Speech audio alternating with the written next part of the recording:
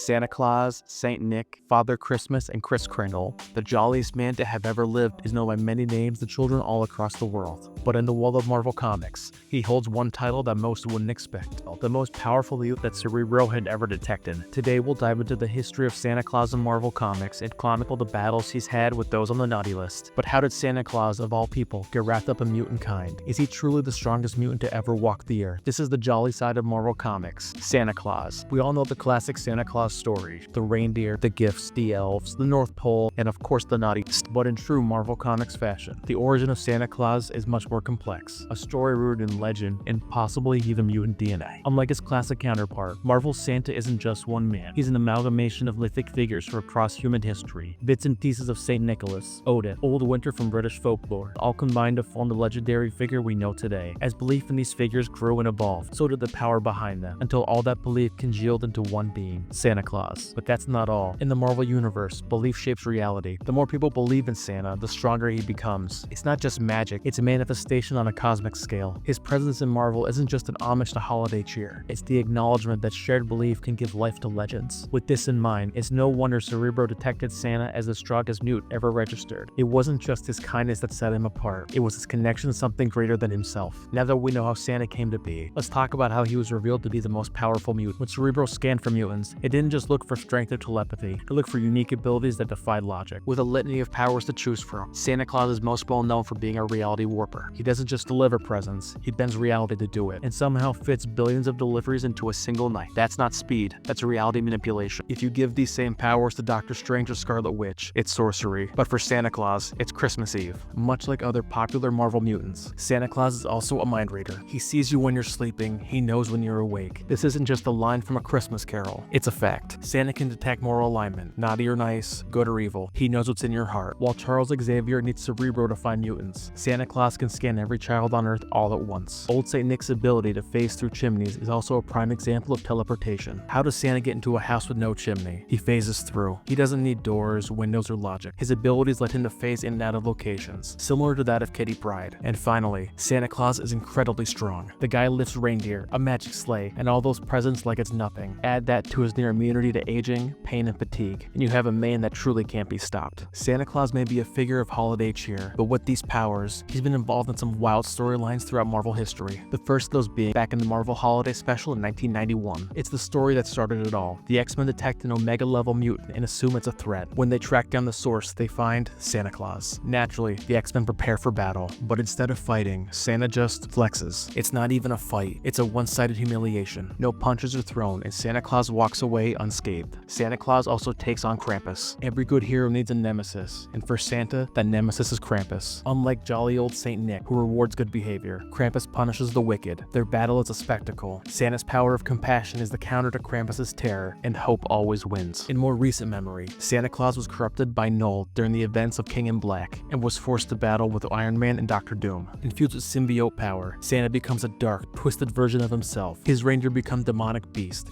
and he goes on a gift-wrapped rampage through New York City. The only ones who could stop him? Tony Stark and Victor Von Doom. After a battle with corrupted Santa and his nightmare reindeer, Iron Man and Doom purge Null's influence. Santa returns to his joyful self, but for a moment, we saw what a truly evil Santa Claus would look like. And last but certainly not least, Santa Claus also came in contact with the Merc with the Mouth, Deadpool. Back in Deadpool issue 7, Santa Claus is kidnapped and Deadpool's hired to save him. But this isn't your typical rescue mission. Santa, fed up with commercialism, becomes a grumpy, bitter old man who's tired of the holiday grind. And honestly, who can blame him? Deadpool has to remind him that the world still needs him, leading to one of the most hilariously heartfelt team-ups in Marvel history. Throughout his history in the real world and that found in Marvel Comics, Santa Claus has become a symbol of hope, compassion, and belief. He's proven that even in a world filled with symbiotes, superheroes, and supervillains, kindness can be a superpower. While other Marvel characters will fight for survival, Santa Claus fights for joy. His mission isn't to win battles, but to bring kindness to the world. Is Santa Claus truly the strongest mutant in Marvel Comics? Personally, I think the jury's still out, but strength isn't the only thing that makes him powerful. So the next time you hear those sleigh bells ringing, remember this: Marvel's strongest mutant might just be on his way. I hope you have a Merry Christmas, thanks for watching, and as always, stay handsome.